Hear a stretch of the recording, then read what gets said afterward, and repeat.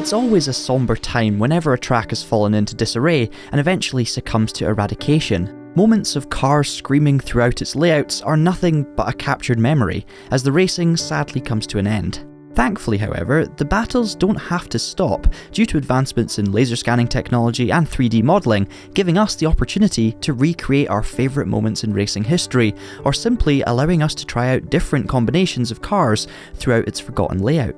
We're taking a second look at 8 more tracks from the past that have been saved by sim racing, allowing you to relish those memories in its virtual form. Once again, we're not counting mods in this video, as you can drive pretty much anywhere you'd like to on Assetto Corsa or R-Factor 2 for example, so it's only fair to showcase those that have been cemented into official game releases. But, as always, be sure to let us know down in the comment section below if there are any other racetracks out there that were saved by sim racing. Starting out with a comment from our previous video, user Arthur Henrique Pereira da Costa mentions the Autodromo Internacional Nelson Piquet and its lost history. Cheers, Arthur. Originally known as Jacarapagua, the circuit opened in 1978 and hosted the Formula 1 Brazilian Grand Prix for 10 events, eventually changing its name in 1988 in honour of reigning Brazilian world champion Nelson Piquet. The Formula 1 circus eventually changed its South American stop to the Interlagos circuit in 1990, leaving this circuit to claim host to other events such as kart, Formula 3 Sudamericana and Stock Car Brazil. After the circuit took a hit in 2007 due to the Pan American Games reducing its layout, the 2016 Olympics took priority and was sadly demolished in 2012, where it was replaced by the Barra Olympic Park. This area hosted multiple events such as basketball, contact sports, aquatics and cycling, though the park has seen very minimal usage ever since. As for its virtual rendition, this track is available on either of the Automobilista games. You're able to drive on its old full layout, the shortened 2005 layout, and even the oval that was used for the kart series. Though the circuit is incredibly flat, it still features a spectacular skyline of the Rio de Janeiro architecture and mountain peaks.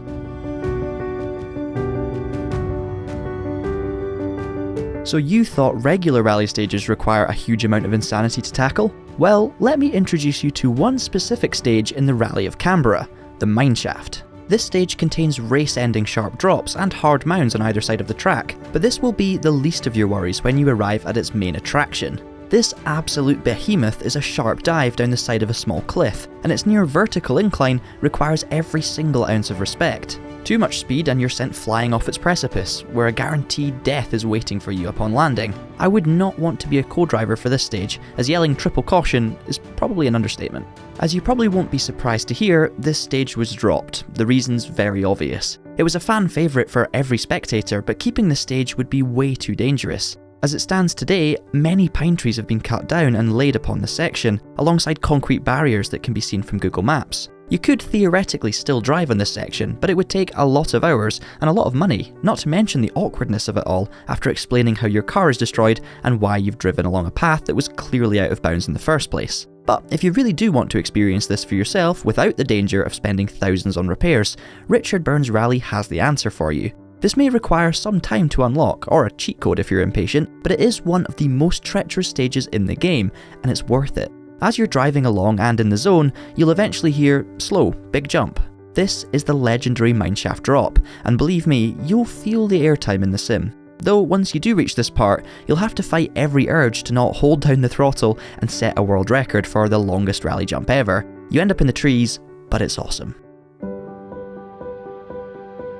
On our previous video, user Bob Johnson mentions how the Indianapolis 500 Evolution game contains multiple lost tracks within the title. This game takes us through the years of IndyCar between 1961 and 1971, showcasing the cars and their evolution as the years go on. The lost tracks within the title are Trenton International Speedway, Hanford Motor Speedway, Langhorne Speedway, and Riverside International Raceway. All of the previously mentioned speedways were oval tracks, each with their own different style and lengths, but sadly succumbed to demolishment over the years. Not only did they host IndyCar races, but NASCAR, kart, and even dirt races took place, with Langhorne containing the infamous Pukekohe within Turn 2 due to its potholes and uneven terrain. As for Riverside International Raceway, this track was awesome. It contained multiple elevation changes and snaking turns, which made for some intensely fast and tight racing. As the pressure piled on it over the years due to the rising value of the land, it was unfortunately closed in 1989 to make way for a shopping mall, housing estate and other properties. Nothing of its history remains. The entire track was completely destroyed. If you have the chance to drive within this hard to find title, we highly recommend trying out Riverside. It is incredible. Situated in Tasmania, Longford Raceway was a temporary street circuit that hosted the Australian Grand Prix in 1959 and 1965, with Bruce McLaren winning its final race. The layout features some interesting components that would have today's health and safety officials screaming in terror, with 2 bridges going over the South Esk River, a railway crossing, and a corner going underneath a viaduct. The racing came to an end in 1968 due to a lack of funding, and the 2 bridges were eventually demolished, one of which was converted into a boat ramp to the river. Alongside the surviving viaduct and railway crossing, few parts of the original circuit still exist in an abandoned state, and the Flying Mile Straight is used for the Longford Revival Festival. Longford Circuit is available to drive on R-Factor 2, where the era is firmly set in 1967, 2 years after it hosted its final Australian Grand Prix.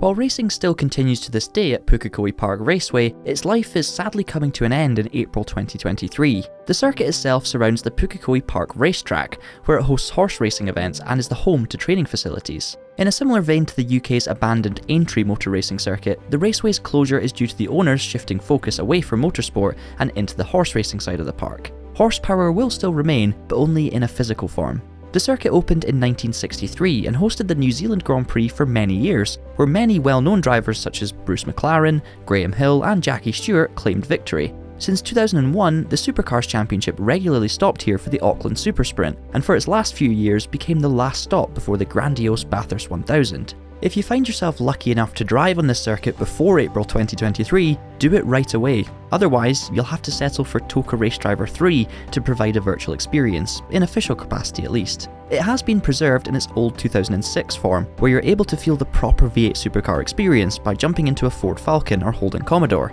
However, if you would prefer to enjoy the track in its current state on a modern sim, iRacing has recently announced that the raceway is coming to its service, as they are preserving the circuit while it still stands. We cannot wait.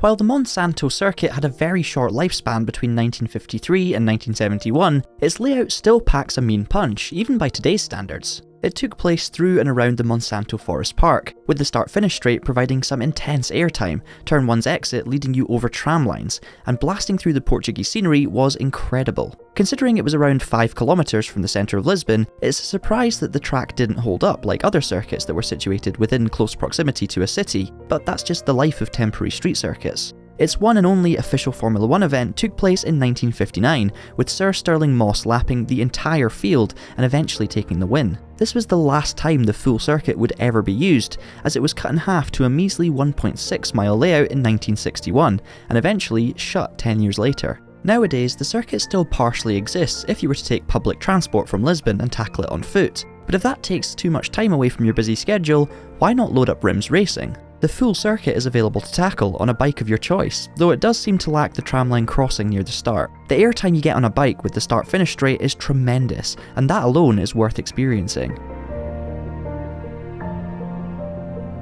Rated as an FIA Grade 3 track, Adria International Raceway has hosted an extensive amount of racing events throughout its history, including touring cars, formula disciplines, DTM, stock cars and many more. Though you may think its main feature is the circuit, think again, as the paddock building is situated inside a gigantic air-conditioned hangar, perfect for keeping away from the elements. More circuits need these. The circuit was revamped in 2021 and lengthened, which meant squeezing in tight sections within its tiny footprint. It's so small in fact that the nearby karting track is almost half its size. However, the radical track changes open the doors to another problem within the circuit. You can probably guess what that is. Yep, it's money. Or rather, a lack of it. After the raceway was seized in January 2022 due to a missing amount of €53 million, it was officially closed in March and eventually auctioned off at the end of the month. Whether or not a race will ever be held again on the circuit is currently uncertain. While we wait to hear a verdict on the track's future, you could always somehow sneak onto the track, bypass the padlocks and crane your Fiat 500 over. Or, alternatively, you could choose between 2 sims to experience this track. Firstly, Track AR's version features the latest layout iteration of the circuit, as you're able to ride around on a motorcycle. Not only that, but this sim also includes the karting layout, which adds an extra challenge due to its incredibly tight nature. But if you're not fond of motorcycle racing, TOCA Race Driver 2 has the answer. Not only does this game feature an incredible lineup of cars to drive, but it also contains the old layout from 2004. Recreate the championship of your liking while Rick shouts in your ear to drive faster. Living the dream.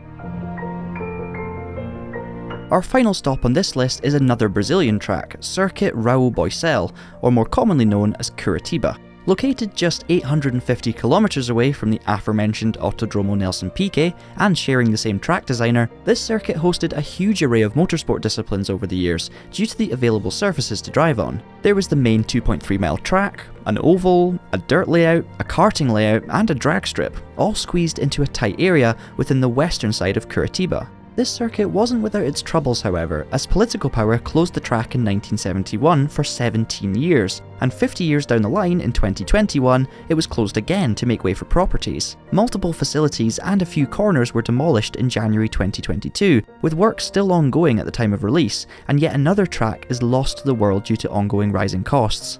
There are multiple games out there which feature this circuit. Anyone else remember Race 07? But our pick has to be from Automobilista 2. Both the main and outer layouts are available to drive within this sim, with the possibility of using the Chevrolet Omega to recreate a grid of Stock Car Brazil in 1999. Screaming through its fast corners and out of the banked Curva de Vitória is a joy to have within the circuit. Most importantly of all, however, this track shows you just how much it deserved a better life. So then, there we have it, 8 more real racetracks saved by sim racing. Now some of these entries can only be found officially on older titles with outdated graphics and outdated physics, so I do recommend, if you're on PC, having a look at the available mods for your chosen title. As I said earlier, if you have any more suggestions for tracks saved by racing games, do let us know in the comments below. Subscribe to the channel for more content like this in the future, and hit that notification bell to watch those videos as they are released. But until I see you next time, thank you so much for watching, keep it pinned, and have a great day.